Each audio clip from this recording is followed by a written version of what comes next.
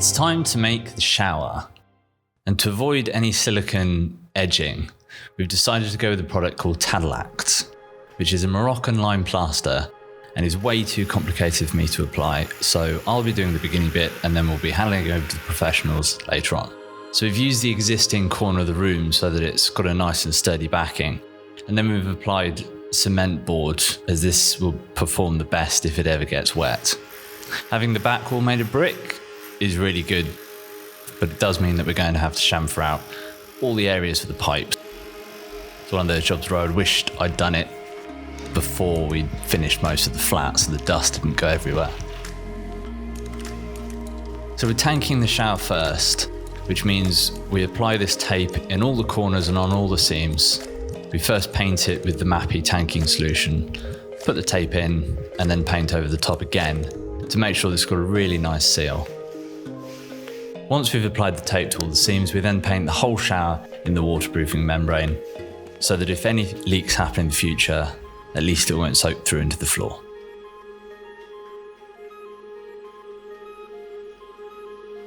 Now I've done my bit, it's time to hand over to Nikki and Amy, our plasterers.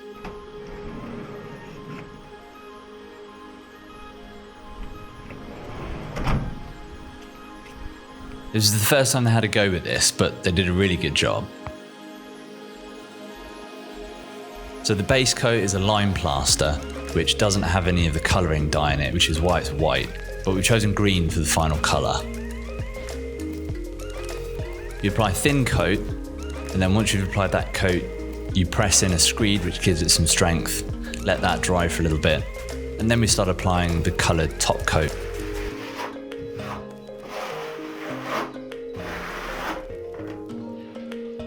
Trying to maintain the gradient into the drainage so that none of the water sits on the shower floor.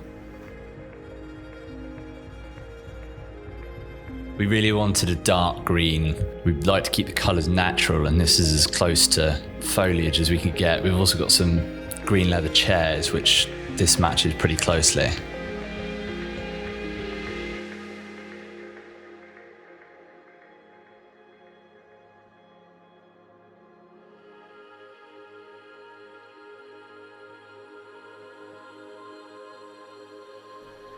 Was quite messy though.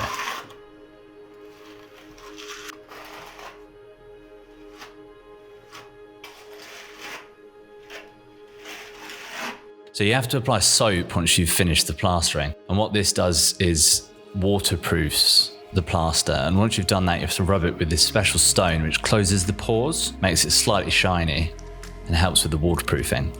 So when it's done, it's got a bit of a texture, which is what we were going for. We don't like things to be too smooth and uniform, so we're really pleased with the result.